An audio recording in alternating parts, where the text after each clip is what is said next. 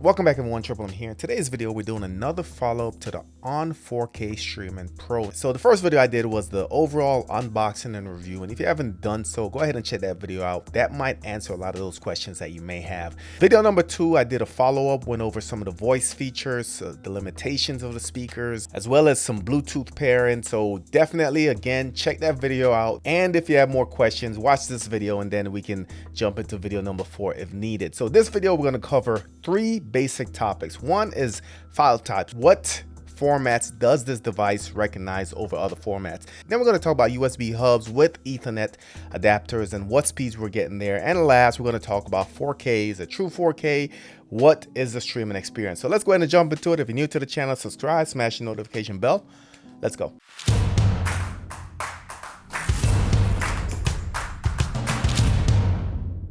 All right, so starting off here, we're going to start with the file types. I know folks that's been trying to add storage to their device. This is going to come up MTFS, exFAT, FAT32. Which one of these or all of these is compatible? So pretty straightforward. I got 3 storage devices here. I have a USB drive and 2 portable SSDs, and one USB is going to be FAT32. Drive number 2 is going to be exFAT, and drive number 3 is going to be NTFS. All 3 drives have the same video that I'm going to attempt to play. So let's go ahead and we'll start with the USB drive with FAT32. All right, so the US drive is recognized. You can see it is analyzing media.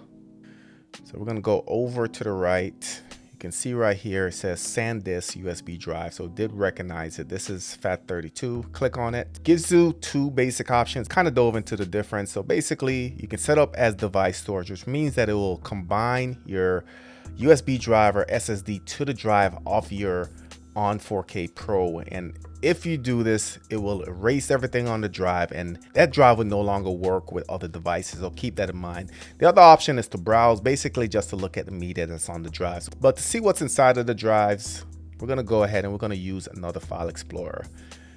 We're going to go over to this file explorer app. All right, we're going to go to the USB. All right, you can see everything that's on this drive. The test video that I have on all 3 drives is wildlife in 4K. Let's go ahead and just attempt to play it. And we'll just start over, I guess. All right, so playing with no problems. I can skip ahead. I can pause, play. You can see what the controls. So far so good for FAT32. Let's go ahead and switch over to exFAT. All right, exFAT is plugged in.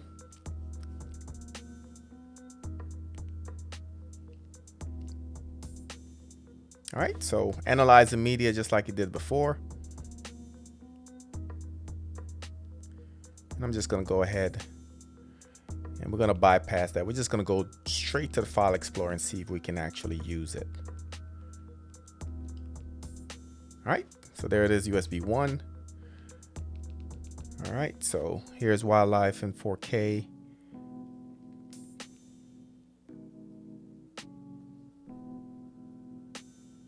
All right, so that one took a little bit just to buffer.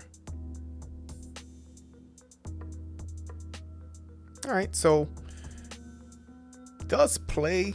It just seems to be buffering a little bit more, and can't tell if that's a limitation of the drive.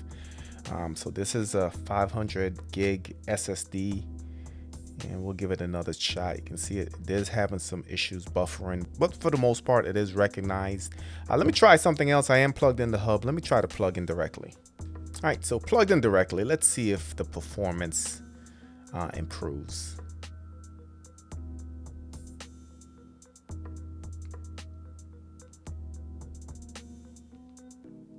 All right, so it is still doing some buffering.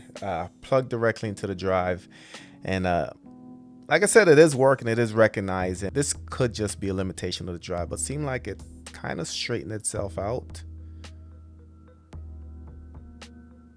Yeah, some buffering, but to answer your question, it will recognize exFAT, it will work on exFAT, but you can see the performance seems like it's not as good as FAT32. All right, so we're moving on to NTFS.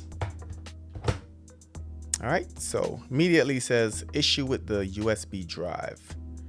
So let me go over to my settings, see if I see it. All right, so it is actually seeing it. Let me go to my file explorer.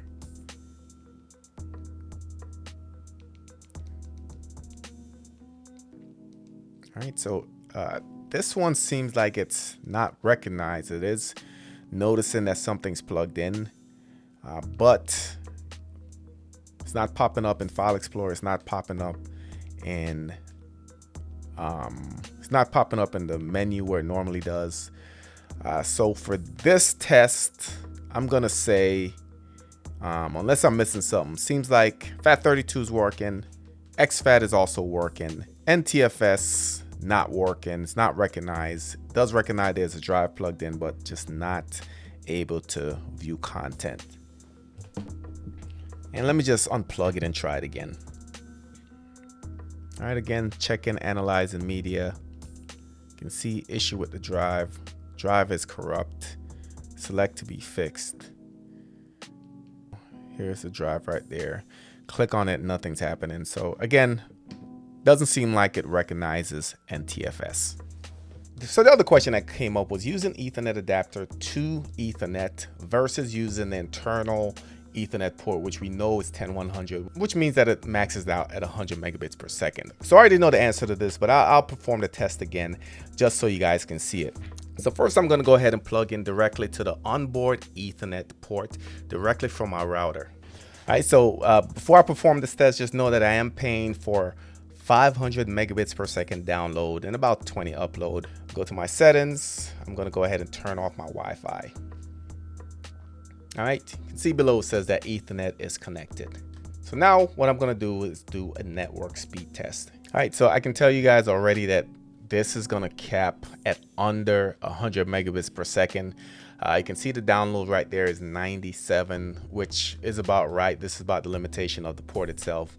Upload is gonna stop around 2024. So this is for the onboard. Let me go ahead and stop the test. We're gonna switch over to the Ethernet adapter to USB. All right, so now we're plugged in with the Ethernet adapter. You can see the network has been restored. Let's go ahead and do the test. All right, so you can see I'm hovering around 300, 360 on the download, 365. So again, you can clearly see the difference there, that the USB to Ethernet adapter is going to give you faster speeds than the onboard Ethernet adapter. And a lot of questions been asked about why ON chose not to put in gigabit Ethernet. And my personal feeling is that it's strictly to save money, guys. Cut the cost wherever you can. Remember that this box is only $50, so there's a reason it's only $50. Can't compare this to the NVIDIA Shield. NVIDIA Shield is $200 versus $50, so obviously it's gonna have better hardware. All right, so here we are on my TV in the office. This is a 65-inch 4K TV, and we're just gonna answer the question about true 4K. A lot of folks is wondering if this is true 4K or what the case is. So let's go into the settings, see the resolution, then we'll play a video and see where it's streaming at. So first, we're gonna go up to our settings. And here we are on display and sound. Now we click on that, you can see HDMI CC is enabled. That is working properly. So not only does it power my TV on and off, but it also controls the volume, as you can see there. And while I'm here, another question that popped up is, does it automatically switch to Dolby Atmos or Dolby Vision? Let's go ahead and we'll turn it off and I'll show you guys. All right, so first, you can see it is powering my TV on and off. All right, so now I'm turning back on. You can see in the top, Dolby Vision automatically recognizes it. So we're still in the settings. So CEC on the resolution, you can see it is set to 3840 by 2160 at 60 hertz. So that is 4K, guys. We do have some scaling option, dynamic range and color options. It is set to Dolby Vision, so I can switch that up to HDR, SDR, whatever your preference is. You do have the match content with dynamic range as well. Frame rate is another thing that came up. So match content frame rate, I put never. There's a seamless and a non-seamless option, so those options are there. And further down, we do have the sound option, Dolby Digital Plus, Dolby Atmos with Dolby Digital, and we do have DTS. So those are the video and sound option that you guys asked about. So but one thing I wanted to try is get on YouTube, get a 4K video playing, make sure it's streaming at 4K, and also see how many or if any frames are being dropped. All right, so let's go ahead and we'll just go into the video settings and just make sure we are streaming at 4K. All right, so settings, we're gonna go to quality. So you can see that it's set to 2160p or 4K. And the other thing I wanted to turn on is just Stats for Nerds. Stats for Nerds is gonna show you what you're streaming, show you what frames are being dropped, and so on and so forth. All right, so you can see we are streaming. Current frame rate is 3840 by 2160 at 60 hertz, and you can see that there. No drop frames so far. Shows the connection speed, network activity, and for the most part, unless I'm missing something, this is true 4K. Seems to be working fine. Display on the television is 4K. The streaming is 4K, and in person, this looks really good. It's been streaming for a couple minutes now, and 0 drop frames, still resolution is 4K. So hopefully this video answered those 3 topics that I mentioned. Again, check out the other videos. As always, if you have more questions, drop them in the comments. If you're new to the channel, subscribe, smash the notification bell. Thank you for watching, and I'll catch you on the next one.